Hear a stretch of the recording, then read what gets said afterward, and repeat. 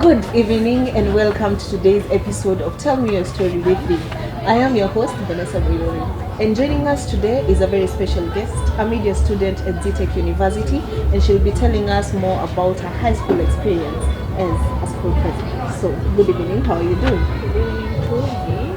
That's clear, right? Yes. Good evening. I'm doing okay. How about you? I'm doing very fine. Thank you for asking. I want to thank you so much for giving us your time, for accepting our invite to come here. So, can we get right into it? So, I understand you were a school president a few years back in high school. Can you give us a little background on that? Okay, just like any other normal kid, we are all into education. Yeah. So I joined my high school in 2017, right? Yeah, to 2017.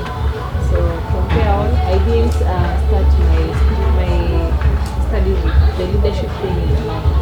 When I got to Form 2, I remember this one time I was selected as a computer. What did you call those? Yeah, computer laboratory. Yeah.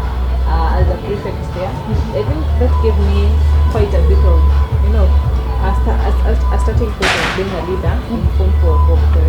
So I remember when I got to Form 3, I was given a chance to be a living hall captain, which is so very awkward because it's all about food. Yeah. And when I got to my Form 4, that's when I became the president of the school. Oh, that's very nice. So, did you always want to hold a position, or why did you decide to vie? As much as you were a prefect before, you had the choice of not even vying. So, why did you decide to vie? I've always wanted to be a leader. That's something in me. That's something that pushes me to become a leader.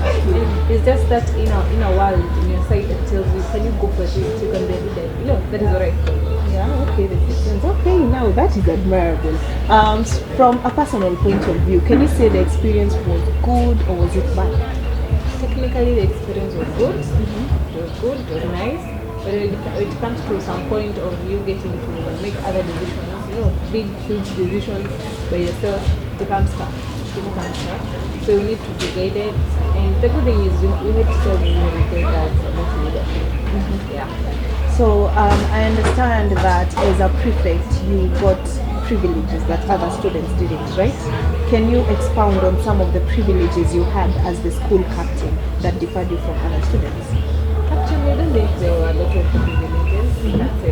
But one thing I liked about my school is that when there is an event that is to be covered by a library, and they need people, maybe a few number of people who are going to represent them. They used to pick us first.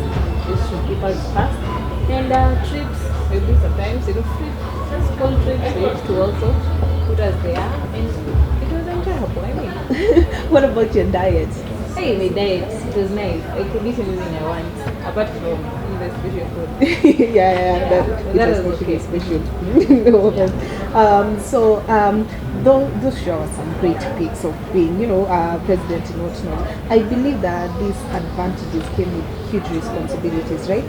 Can you give us a breakdown of all the responsibility your position came with? What were you expected to do as the school president of St. Jude's? Okay, technically, yeah. There are responsibilities. The first responsibility is that you're the leader now. You've got to do what? To cooperate with the teachers, cooperate with the head of the school to make rules that are going to be applicable to students. So we used to make rules through the help of the office, the administration. We used to make rules. We used to come up with new policies that are going to help the students. I think more of it is just, helping others, motivating the students. You as a leader, the students are looking to you. So you must be that one role model that, everybody is looking at you, they're saying, I want to be like that girl, I want to be like that, lady. Yeah. So I think, apart from that, any of the other responsibilities that we were given, I had to come up with some decisions, go in the funkies. And in case of any disciplinary issue, I had to sort it out first before I take it to the administration. Yeah, I think making sure that all the students are comfortable, ensuring their well-being, of course. Yeah. Oh, okay. That was some responsibility. So, do you think that being a president in a girls' school is different from being a president in a boys' school? And if yes, why? I technically do. I believe there is no difference. Because I mean, boys, girls, we are all students. Boys, girls, we are all human beings. So I mean, we're doing the same thing. We're doing the same thing. Apart from that, boys are masculine. They are masculine compared to girls. So you know, but there's this one story that was given, and they felt like that is too much. No, too much what? Too much responsibility. Also, or too much power that a boys' school, a president in a boys' school has been doing. A president in boys' school can discipline a student. Or for us to do this, it's a very rich case that if you go along with it, you'll never even recover from what you've done. I think that's one of the something I found, different. Okay, so most people turn down this role of school president due to the fear of losing track of their education and letting their grades slip, So can you give us some insight of how your grades were before and after you took this position? So my grades before, they were good. I was doing my best. Also after, because I improved. I improved after I became the president. I improved. Yeah. So it's all about time. So schedule your time. Know what you want. You're not there for presidency, you're there for school. Okay. So how are you able to balance between your life as a president and your life as a student? That was very hard. Because I couldn't do some things. These small crazy things. I couldn't go to entertainment and have 100% full of my enjoyment because they're looking upon me. That's what she's doing. Yeah. I also had to, step out like a role model, which is so hard. You know that you can't do something when you're a role model. Something that you have fun doing, you can't do it because people think that's not good. You shouldn't be that. It's wrong up to your level. Yeah. So that is how I found me working with the students, country, and I couldn't do so many things being a president. Yeah. So you had to make some sacrifices. Yeah, I had to do a lot of sacrifices. That's understandable.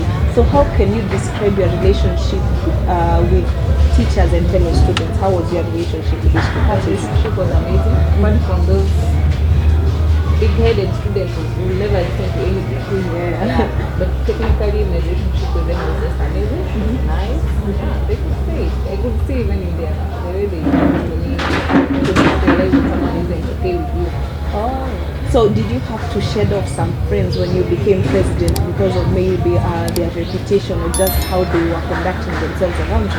Yeah, I had to because I didn't want to punish you as my friend. What can I have to keep you away, bring my friends so that I can punish you without you feeling any guilt. Well, yes, that is also true. Yeah. So that was very good advice. Thank you so much for giving us insight. So how did your parents or guardians react when they found out that you were elected as the school president? I'm sure this was a shock to them. Technically, my mom was mad. Why? My mom was mad. My mom was sick mad because she doesn't like politics. She's not into politics, even a single bit of her. She's not. My dad was proud of boys. She was like, oh, that's my dad. You're doing best. What? Yeah. My grandparents were like, oh, congratulations. This is very nice. But my mom was like, so, what does it mean? And I'm like, you just have to relax. And how did that affect your performance or your self-esteem as a president once she told you that? First, I felt off. And then I just came to realize it's hard for her to cope with me being a politician in the coming years. But I had to ensure my mom was not a politician. Oh yes, definitely. Yeah, I had to ensure her. So what can you say was the biggest challenge you faced as a school president? Students. What the students do? Students were very huge challenge. Some of them were jealous, some of them were just, you see those arrogant students. You can tell them 100 times about something, they don't even care, they're not bothered, utanifanyia, what's in the preso, you get it, and then they will just lower my self-esteem and I feel like I was even doing the right thing. You get it? And then with time, I think shedding friends was a challenge. Now when you've been with them since from one and you're shedding out because you don't want to punish them, if you don't feel the guilt of punishment, that was another challenge. And the challenge was that I had to take, what can I say? I had to take the blame by the administration. So if something happens down there and I'm not aware, but the administration have known or I know, I have to take the responsibility of that blame. So you had mentioned that the experience of being a president was both good and bad. Was there a specific occurrence or a specific happening that made you suffer emotionally or physically? Yeah. Are you comfortable telling us about I it? don't think so I'm comfortable. You're not I comfortable. think we can talk about that Later, yeah. some days, but so far it clearly left us hard. Yeah. Sorry about that. So how can you say that the experience shaped you into becoming the person you are today? Because I understand you're also involved in campus politics.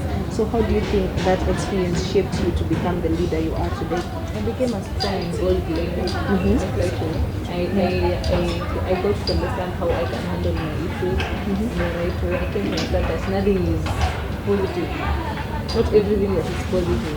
Because you can't sit down and wait for everything to work out. You need to wake up and do what about yourself. So was there a time that you ever regretted being a school president? Yes. Of course. There's this one time when I had to take a blame for my whole class as a whole. Because they messed up somewhere, and I'm the leader and I'm in their class. So what do you expect? You're the one pinned out for it. I took the blame. So at that point I had to like, why am I even the president? Okay, that is also understandable. So I've also heard that you're also involved in campus politics, like you've just confirmed, right? So how is campus politics different from high school politics? Campus politics is different. I could say that. How come? Can you explain to us a little bit more? Freedom in terms of, you know how you can be able to manipulate. Okay, if you're not manipulating, you can able to work. If you do that, I think you're able to talk to your audiences well. Freely. Yeah, freely and well. You know, on campus you can just text them, call them, you can bribe them, you know, you can do anything. You know, but when you come to high school, that becomes a very big thing.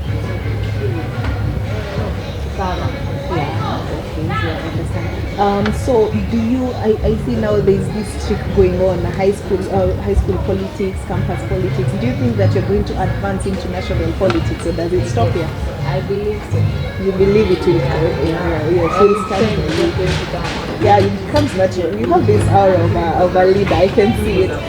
So what advice can you give to current high school presidents and those are in positions in whatever level of life they are in any form of politics? Don't let your dream end. Fight for it, go for it, chase it until you get it. I think I will also chase my life. So that is all I had for today. Thank you so much for sparing this time and for sharing whatever you did share. Thank you so much. So that is all for today. That was all for today's episode on Tell Me Your Story with V. We were here with Christine Kaku. See you next time, same place. Yo!